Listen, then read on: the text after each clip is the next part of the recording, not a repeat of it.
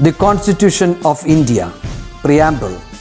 We, the people of India, having solemnly resolved to constitute India into a sovereign, socialist, secular, democratic republic and to secure to all its citizens justice, social, economic and political, liberty of thought, expression, belief, faith and worship, equality of status and of opportunity, and to promote among them all fraternity, assuring the dignity of the individual and the unity and integrity of the nation.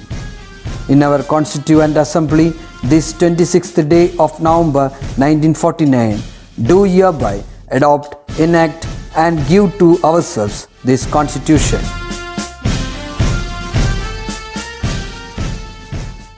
Hello children, Smappy welcome to all.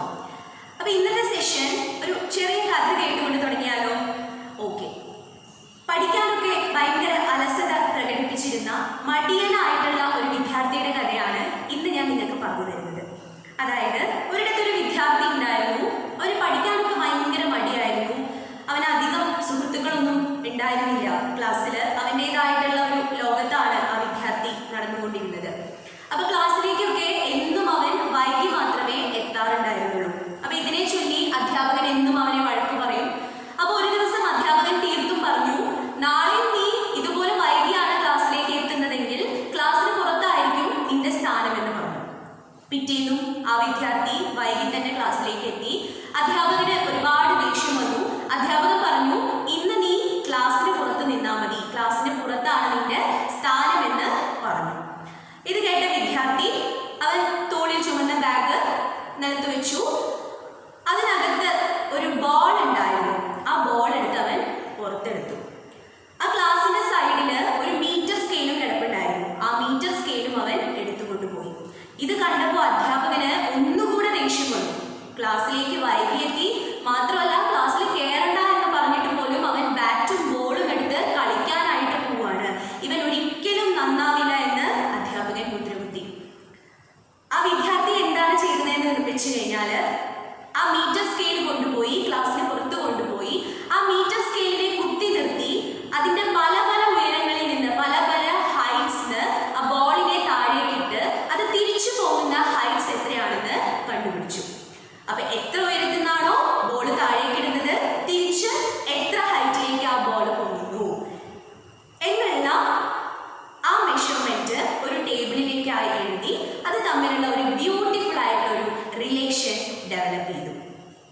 അങ്ങനെ ക്ലാസ്സിലേക്ക് വൈകിയെത്തിയ മടിയനായിട്ടുള്ള ഒരിക്കലും നന്നാവില്ല എന്ന് പറഞ്ഞ അധ്യാപകൻ മുദ്രകുത്തിയ ആ വിദ്യാർത്ഥിയാണ് പിന്നീട് ലോക പ്രശസ്തനായി മാറിയ ഫിസിക്സ് എന്ന് കേൾക്കുമ്പോൾ തന്നെ എല്ലാവരുടെ മനസ്സിലേക്ക് ഓടിയെത്തുന്ന ലോക പ്രശസ്തനായിട്ടുള്ള scientist Albert Einstein. So my dear children, എല്ലാവർക്കും ഈ കഥ ഇഷ്ടപ്പെട്ടു എന്ന് വിചാരിക്കുന്നു. ഇപ്പോൾ എൻ്റെ മുന്നിലിരിക്കുന്ന വിദ്യാർത്ഥികളൊക്കെ പഠിക്കാൻ വളരെ ഉത്സാഹമുള്ള വിദ്യാർത്ഥികളാണ്.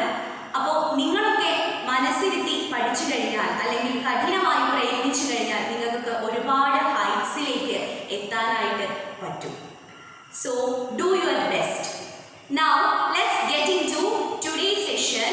So we were dealing with the chapter, the second chapter, that is units and measurement, right? And in the previous class we got introduced this chapter and we defined units, then we classified units into two. Also we got introduced the different system of units, and finally we went through the fundamental quantities and its SI units, right? So today let's begin the session with the topic measurement of length. So listen carefully. Listen children, let's begin today's session with the topic measurement of length. We know that length, it is a fundamental quantity, and what is its SI unit? Is meter. What about its symbol? Is small letter m. So we make use of different scales to measure length, the fundamental quantity length. അല്ലേ, നമ്മൾ length measure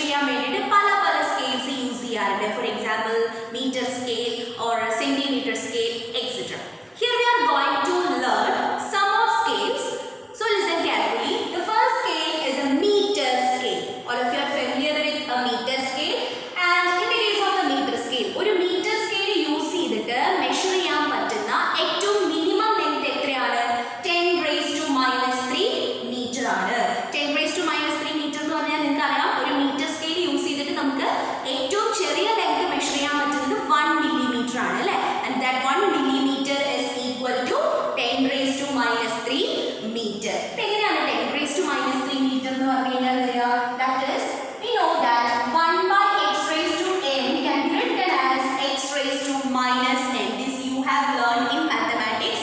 1 by x raised to n is x raised to minus n. So അതുപോലെ what about 10 raised to minus 3? Yes, 10 raised to minus 3 is equal to 1 by 10 raised to 3. Okay, 1 by 10 raised to 3 നെയാണ് നമ്മൾ 10 raised to minus 3 എന്ന് എഴുതുന്നത്. So what about 1 by 10 raised to 3? അതിന്റെ decimal form എന്താണ്? Yes, 0.001 അല്ലേ?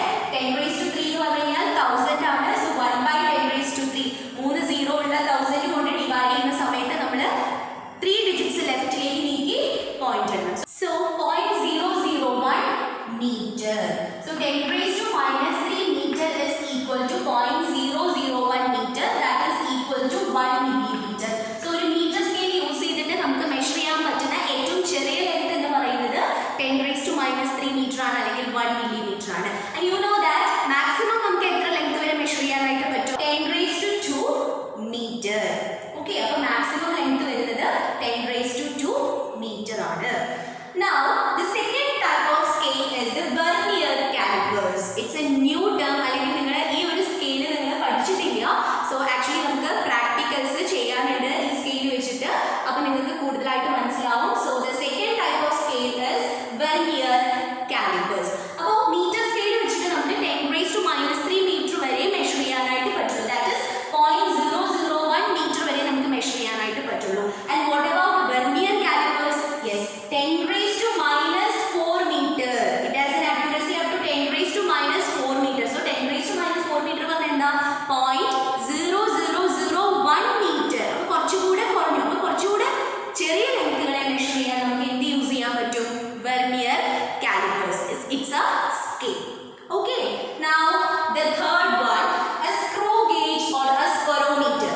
ഇത് രണ്ടും different types of scale ആണ്. സ്ക്രൂ ഗേജ് ഒരു സ്കെയിൽ ആണ്, സ്പെറോമീറ്റർ ഒരു സ്കെയിൽ ആണ്. സോ അത് യൂസ് ചെയ്തിട്ട് we can measure length up to 10 raised to minus 5 meter. അപ്പോൾ കുറച്ചുകൂടെ accuracy ആയി 10 raised to minus 5 meter means 0.00001. Okay, അപ്പോൾ കുറച്ചുകൂടെ കുറഞ്ഞു. ഇതിനേക്കാളും ഒന്നുകൂടെ accuracy കൂടി 10 raised to minus 5 meter വരെയുള്ള ലെങ്ത്തുകളെ, അത്രയും ചെറിയ ലെങ്ത്തുകളെ മെഷർ ചെയ്യാൻ we can make use of a screw gauge or a spirometer. So screw gauge നിങ്ങൾക്ക് പ്രാക്ടിക്കൽസ് ചെയ്യാനുണ്ട്. അപ്പോൾ നിങ്ങൾക്ക് അതിനെക്കുറിച്ച് കൂടുതലായിട്ട് മനസ്സിലാവും. Now let's get into the next type of scale, that is optical microscope. അതായത് നമുക്ക് ഇപ്പോൾ സൈസ് ഓഫ് മോളിക്യൂൾസ് കണ്ടുപിടിക്കണം എന്ന് വിചാരിക്കാം. മോളിക്യൂൾസിന്റെ ഒക്കെ സൈസ് കണ്ടുപിടിക്കണമെങ്കിൽ വെർനിയർ കാലിപ്പേഴ്സോ അല്ലെങ്കിൽ സ്ക്രൂ ഗേജോ യൂസ് ചെയ്തുകൊണ്ട് നമുക്ക് അത്രയും ചെറിയ മോളിക്യൂൾസിന്റെ സൈസ് കണ്ടുപിടിക്കാനായിട്ട് പറ്റില്ല. So at this junction we will make use of optical microscope. So നമുക്ക് നേക്കഡ് ആയതുകൊണ്ട് കാണാൻ പറ്റാത്ത അത്രയും ചെറിയ ഒബ്ജക്ട്സ് നമ്മൾ വ്യൂ ചെയ്യുന്ന മൈക്രോസ്കോപ്പിലൂടെയാണ് അല്ലേ? പക്ഷേ ഇവിടെ മോളിക്യൂൾസിന്റെ ഒക്കെ സൈസ് കണ്ടുപിടിക്കാൻ നമ്മൾ ഒപ്റ്റിക്കൽ മൈക്രോസ്കോപ്പ് ആണ് യൂസ് ചെയ്യുന്നത്. So what is the regularity of optical microscope? Yes, optical microscope use ചെയ്തിട്ട് നോക്കൂ 10 raised to minus 8 meter to 10 raised to minus 10 meter ആ ഒരു റേഞ്ചിലുള്ള ലെങ്ത് നമുക്ക് മെഷർ ചെയ്യാനായിട്ട് പറ്റും. അപ്പോൾ ഒന്നുകൂടെ ചെറിയ ലെങ്ത്തുകളെ മെഷർ ചെയ്യാനായിട്ട് നമുക്ക് ഒപ്റ്റിക്കൽ മൈക്രോസ്കോപ്സ് യൂസ് ചെയ്യാൻ പറ്റും. ഓക്കെ, ഇനിയുമുണ്ട് ഇലക്ട്രോൺ മൈക്രോസ്കോപ്സ് യൂസ് ചെയ്യുമ്പോഴും നമുക്ക് ഇതേപോലെയുള്ള ചെറിയ ലെങ്ത് ഒക്കെ മെഷർ ചെയ്യാനായിട്ട് പറ്റും. ഓക്കെ, അപ്പോൾ മോളിക്യൂൾസിന്റെ ഒക്കെ സൈസ് മെഷർ ചെയ്യാൻ വേണ്ടിയിട്ട് നമ്മൾ ഏത് സ്കെയിലാണ് യൂസ് ചെയ്യുന്നത്, അല്ലെങ്കിൽ എന്താ ഉപയോഗിക്കുന്നത്? Optical microscope. So these are the different scales to measure length, the fundamental quantity length. അപ്പോൾ ഇപ്പോൾ നിങ്ങൾക്ക് മീറ്റർ സ്കെയിൽ മാത്രമേ ആദ്യം അറിയുന്നുണ്ടായിരുന്നുള്ളൂ. ഇപ്പോൾ കുറച്ചുകൂടി സ്കെയിൽസ് നിങ്ങൾ പഠിച്ചു. Vernier calipers, screw gauge, spherometer, optical microscope അല്ലേ? അപ്പോൾ ഇതിൽ ഏറ്റവും ചെറിയ ലെങ്ത് മെഷർ ചെയ്യാൻ പറ്റുന്നത് ഏത് ഡിവൈസ് യൂസ് ചെയ്തിട്ടാണ്? ഒപ്റ്റിക്കൽ മൈക്രോസ്കോപ്പ് ആണ്. ഒപ്റ്റിക്കൽ മൈക്രോസ്കോപ്പ് യൂസ് ചെയ്താൽ 10 raised to minus 8 meter to 10 raised to minus 10 meter അത്രയും ചെറിയ ലെങ്ത് വരെ നമുക്ക് മെഷർ ചെയ്യാനായിട്ട് പറ്റും. സോ ഇവിടെ നമ്മൾ ഡിസ്കസ് ചെയ്തത് കൂടുതലായിട്ടും ചെറിയ ലെങ്ത് മെഷർ ചെയ്യാനുള്ള ഡിവൈസുകളാണ്. So what about large distances? Large distances എങ്ങനെയാണ് നമ്മൾ മെഷർ ചെയ്യുക? For example distance from earth to a planet, അല്ലെങ്കിൽ distance from earth to a star. ഇങ്ങനെയുള്ള ലാർജ് ഡിസ്റ്റൻസുകൾ മെഷർ ചെയ്യാനായിട്ട് നമ്മൾ ഏത് സ്കെയിലാണ് അല്ലെങ്കിൽ ഏത് ഡിവൈസ് ആണ് യൂസ് ചെയ്യുക? Yes, for this we will make use of a method. So next we are going to discuss on that method, that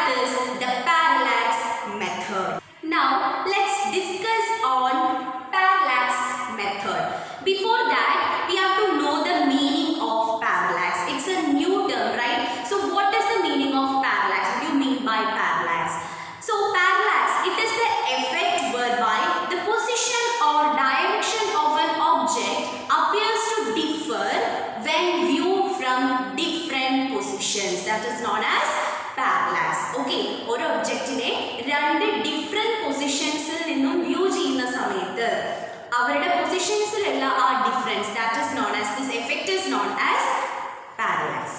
okay, suppose V R holding A pencil. അപ്പോൾ നിങ്ങൾ first ഈ pencil ഒരു right ആയി close ചെയ്തിട്ട് ആ pencil observe ചെയ്യുക. അപ്പോൾ ഒരു പൊസിഷനിൽ ഇരിക്കുന്നതായിട്ട് കാണാം. ദെൻ ലെഫ്റ്റ് ആയി ക്ലോസ് ചെയ്തിട്ട് സെയിം പെൻസിലിനെ സെയിം ഒബ്ജക്റ്റിനെ വ്യൂ ചെയ്യുന്ന സമയത്ത് വേറെ പൊസിഷനിൽ ഇരിക്കുന്നതായിട്ട് കാണാം. ഓക്കെ, അപ്പോൾ ഇങ്ങനെ ഒരേ ഒബ്ജക്റ്റിനെ തന്നെ രണ്ട് ഡിഫറെൻറ്റ് പൊസിഷനിൽ ഒബ്സർവ് ചെയ്യുന്ന സമയത്ത് അതിൻ്റെ പൊസിഷനിൽ ഒരു ചേഞ്ച് നമുക്ക് അവിടെ ഫീൽ ചെയ്യും. So this effect is known as parallax.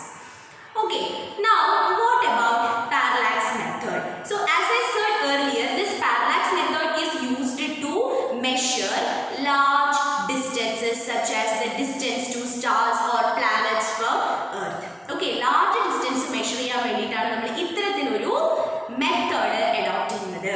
Listen children, here we are going to learn two different applications of parallax method. അതായത് parallax method അപ്ലൈ ചെയ്യുന്ന രണ്ട് ഡിഫറെന്റ് കേസുകളാണ് ഇവിടെ നമ്മൾ പഠിക്കാനായിട്ട് പോകുന്നത്. So listen children, parallax method is a method which is used to measure large distances. For example, the distance of a planet or a star from Earth. Earth എന്ന ഒരു സ്റ്റാറിലേക്ക് അല്ലെങ്കിൽ ഒരു പ്ലാനറ്റിലേക്കുള്ള ഡിസ്റ്റൻസ് കാൽക്കുലേറ്റ് ചെയ്യണമെങ്കിൽ നമുക്ക് പാരലാക്സ് മെത്തേഡ് അഡോപ്റ്റ് ചെയ്യാം അല്ലെങ്കിൽ parallax method apply ചെയ്യാം. And here we are going to learn two different applications of parallax method. The first application is the distance of a distant planet from Earth. Earth നിന്ന് വളരെ ദൂരെയുള്ള ഒരു പ്ലാനറ്റിലേക്ക് ഉള്ള distance calculate ചെയ്യാൻ parallax method വഴി എങ്ങനെയാണ് പറ്റുന്നത്. So that we will discuss first. And the second application is to determine the size or angular diameter of a planet. ഒരു പ്ലാനറ്റിന്റെ സൈസ് അല്ലെങ്കിൽ ആംഗുലാർ ഡയമീറ്റർ മെഷർ ചെയ്യാനും നമുക്ക് പാരലാക്സ് മെത്തേഡ് യൂസ് ചെയ്യാം. So now let's get into the parallax method. So listen carefully. Listen children, let's discuss the first application of parallax method, that is to determine the distance of a distant planet from Earth. Earth നിന്ന് വളരെ ദൂരെയുള്ള ഒരു പ്ലാനറ്റിക്കുള്ള distance നമ്മൾ calculate ചെയ്യാൻ പോവാണ് by parallax method. So listen, this is Earth. Okay, and let S be a far away planet. Okay, Earth നിന്ന് വളരെ ദൂരെയുള്ള ഒരു പ്ലാനറ്റ് ആണ് S എന്ന് വിചാരിക്കുക, ഇമാജിൻ ചെയ്യുക. Let capital D be the distance to this faraway planet, and let A and B are the two positions on Earth from where we are observing this planet. A യും B യും എർത്തിലുള്ള രണ്ട് positions ആണ്, രണ്ട് different positions ആണ് from where we are observing this planet. നേരത്തെ പറഞ്ഞ പെൻസിലിന്റെ കേസിൽ നമ്മൾ റൈറ്റ് ആയി ക്ലോസ് ചെയ്തപ്പോൾ ഒരു പൊസിഷനിൽ കണ്ടു, ലെഫ്റ്റ് ആയി ക്ലോസ് ചെയ്തപ്പോൾ ഒരു പൊസിഷനിൽ കണ്ടു അല്ലേ. അതേപോലെ എർത്ത് നിന്ന് ഈ പ്ലാനറ്റിനെ ഒബ്സർവ് ചെയ്യുന്ന രണ്ട് ഡിഫറെന്റ് പൊസിഷൻസ് ആണ് A and B. And the distance between, let the distance between these two positions be small letter b. Okay, let the distance between these two positions be small letter b, and the angle, okay, the angle subtended, that is theta. Let the angle be theta, where theta is known as the parallax angle, the parallax angle or the parallactic angle. Theta is known as the parallax angle or the parallactic angle, and the distance between these two positions, that is small letter b is known as basis. Okay, so now you listen. So listen children, ഇവിടെ theta എന്ന് പറയുന്നത് ഈ പ്ലാനറ്റിന്റെ ഇവിടെ subtend ചെയ്യുന്ന angle ആണ്. So telescope ഒക്കെ ഉപയോഗിച്ച് നമുക്ക് ഈ ആംഗിൾ ഒക്കെ മെഷർ ചെയ്യാനായിട്ട് പറ്റും. So listen children, when we are observing this triangle, it's a part of a large circle, right? വലിയൊരു സർക്കിളിന്റെ ചെറിയൊരു പാർട്ടാണ് ഈ ട്രയാങ്കിൾ എന്ന് പറയുന്നത് അല്ലേ. അപ്പോൾ സർക്കിളിന്റെ ചെറിയൊരു പാർട്ട് എന്ന് പറയുന്ന സമയത്ത് this is a sector.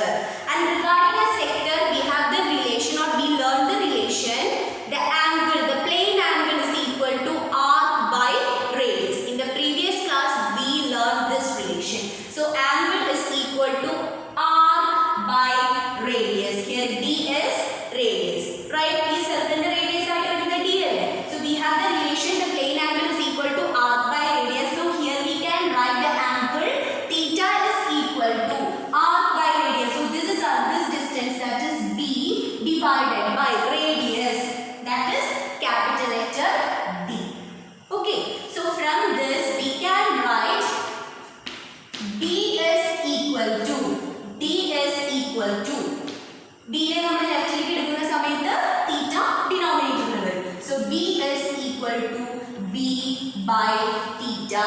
So in this way we can calculate the distance d to a far away planet.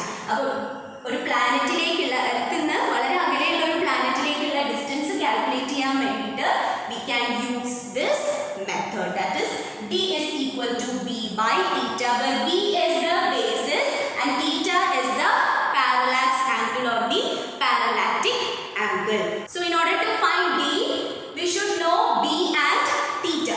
b യും theta യും അറിയാമെങ്കിൽ we can calculate d by this equation. So that's all about the first application of parallax method. Now let's discuss the second application of parallax method. Listen children, now let's discuss the second application of parallax method. That is, parallax method is used to determine the size or angular diameter of a planet. എർത്തിന് വളരെ ദൂരത്തുള്ള ഒരു പ്ലാനറ്റിന്റെ diameter, size അല്ലെങ്കിൽ angular diameter measure ചെയ്യാനും we will use this parallax method.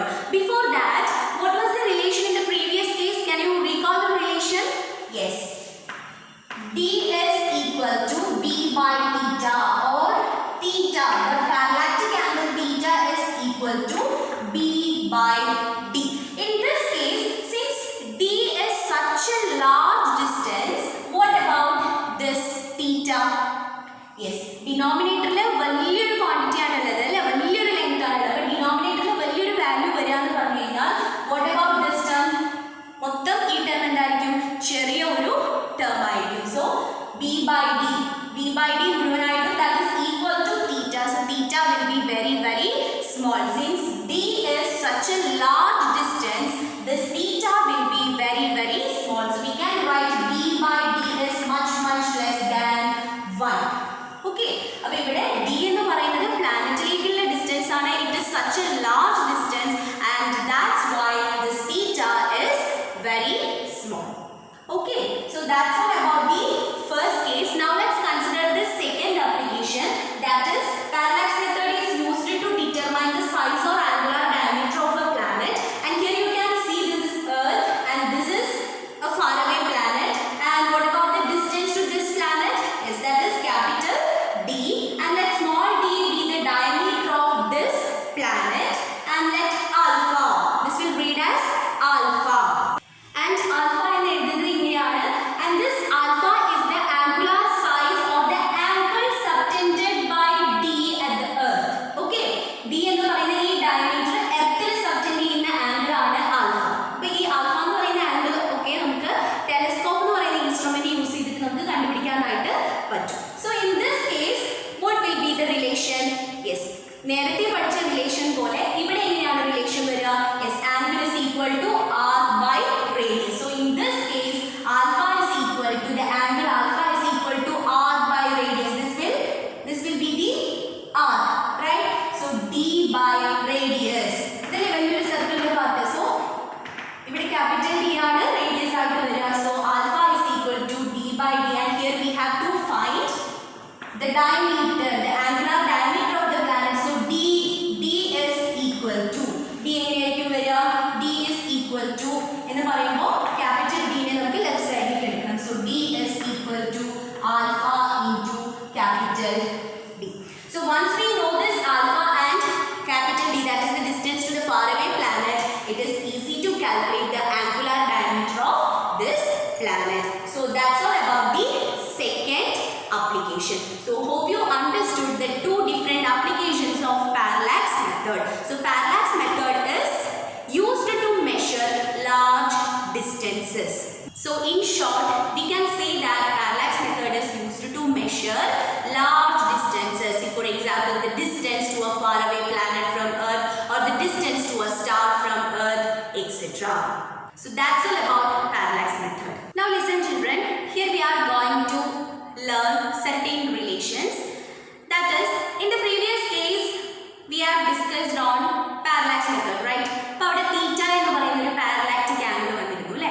So സാധാരണയായിട്ട് നമ്മൾ angle എങ്ങനെയാണ് measure ചെയ്യുന്നത്, അല്ലെങ്കിൽ angle എങ്ങനെയാണ് എക്സ്പ്രസ് ചെയ്യുന്നത്? In terms of degree. But in the previous class we have learned that